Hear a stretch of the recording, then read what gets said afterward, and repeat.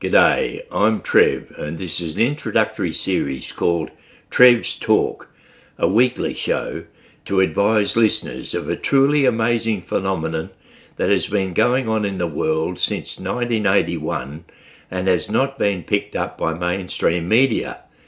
With some help from listeners, I'm going to investigate and report on it and the miracle Medjwater I got from there. The phenomenon is happening at a little village called Medjugorje, which is halfway around the world from Perth. Medjugorje is in Bosnia and Herzegovina, which was in the old communist Yugoslavia back in 1981 when the phenomenon first started.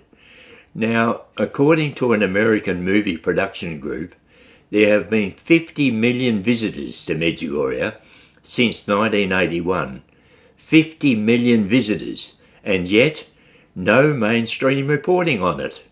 According to a little newsletter I've read, there is an archivist in the village who has recorded the visitor numbers and reports of healings and miracles that have occurred there, so there are official records.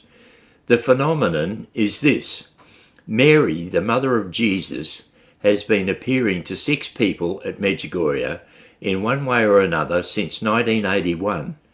The 6 people, adults now, but kids then, still get appearances ranging from annually to daily for different ones of the 6. The 6 have been studied by many experts who have been unable to prove the 6 are faking. The 6 have been consistent in their claims of receiving appearances from Mary for the last 43 years. By a series of strange coincidental occurrences, I was led to visit Medjugorje myself. Not only was I given the desire to visit and check it out, I was given a feeling of powerful urgency that I go. So, in 1990, I went. My little family at the time refused to go, but I just had to go. I had to go as quickly as possible. Much later, but not at the time, I came to believe that the powerful, urgent pressure I felt to go to Medjugorje was urging pressure from the spiritual world. And when I did visit there, I was confronted with the most powerful supernatural experience you could ever imagine. To understand why I say supernatural experience, I need to tell you stuff about my childhood, which was lived in Geraldton.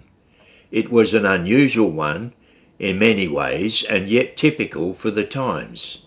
Typical because us kids all did lots of the same stuff in the early 1950s. Swimming, bike riding, cricket and footy in the streets, playing outdoors from daylight to dark, only going home lots of times because of hunger around sundown. We also were overly adventurous with so much freedom and got into plenty of mischief, which led us sometimes to being interrogated by the police. That's some idea of my healthy life, which was a pretty typical way to grow up. What made my life unusual was, now I can say, as an adult looking back, I was raised in a dysfunctional family. The best way I can describe my family is that it was fragmented or made up from all separated people. My mum suffered migraine headaches and was, I believe, bipolar. Her many mental health instances were not understood by the doctors of the time, and when she needed medication, she got the wrong stuff. Mum and Dad both drank lots of alcohol, and there was always plenty of that in the house. I believe now my dad drank to help him cope with a sick wife. My mum was often doing strange things, like going to visit someone on her bike wearing a nightie, and often saying strange things to us kids, like asking us separately, one at a time, who we loved the most, her or Dad. How can a kid answer that? Or, as on another occasion, she told us that one of us was adopted. That was shattering news for us kids. Only much later in life did I realise we kids were too alike to have been adopted. Mum died by accident when I was 17. We were fighting at the time, and I suffered a mighty guilt complex for many years until one night, around 10 years ago, I had a dream where Mum, dressed in a pink-coloured dress of the 1950s era, walked towards me and gave me a big hug. I've never felt the guilt since. Dad was brought up at a boarding school from early childhood because his dad passed away when he was only 6 years old. So my dad did not learn how to be a father from his father. My dad's efforts to raise kids was influenced by the way he was raised in a boarding school. He was a seriously strict father who never said, "I love you," to me, and probably not to my siblings as well. Dad was the breadwinner, and I can truthfully say that us kids never missed a meal. There was always food. Dad ensured that and cooked for us kids when Mum was down sick. I don't remember Dad ever giving me a hug.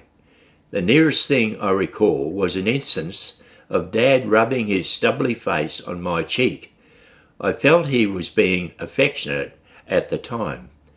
I had an older sister and brother who used to pair off together and mostly ignore me except for sometimes when they teamed up together to give me a hard time. I remember one time when I was about 6 years old and they were about 4 years older, Mum and Dad had gone out to the local hotel drinking and left the older two kids to babysit me and a younger brother. He was about 4. It was after dark and my older siblings painted their faces with white shoe cleaner and put black circles around their eyes with black shoe cleaner. I was sitting at the kitchen table and heard a tapping on the kitchen window that made me look up and see 2 scary faces staring at me. They had lit their faces up with a torch. You can imagine how scared I was. I remember doing a lot of crying until my parents came home from the pub. There were other times they tormented me. One time they gave me a girl's hair clip and got me to push it into a power socket on the wall. At the time, the town power was DC current, which throws you away when you touch a live wire. If it had been AC current, I could have been killed, as AC current grabs you and electrocutes you.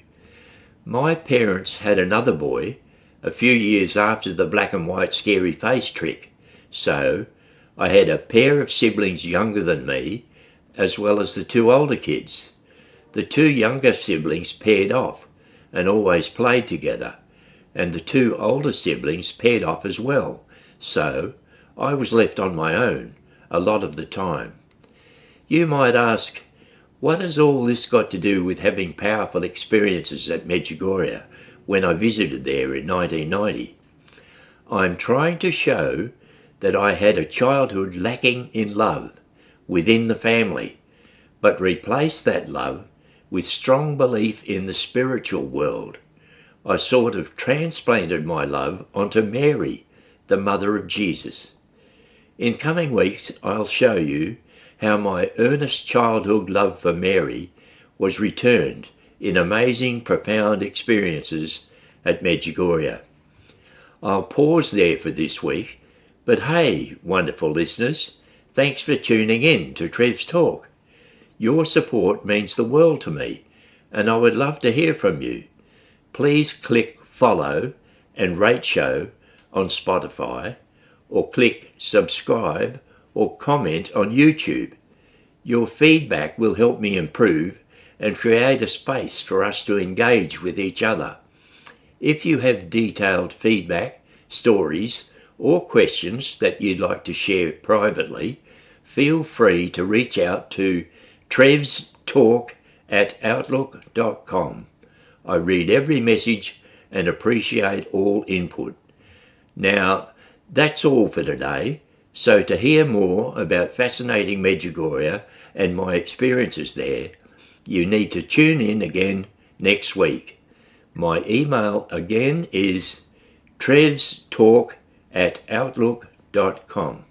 This is Trev, tuning out. Until next week.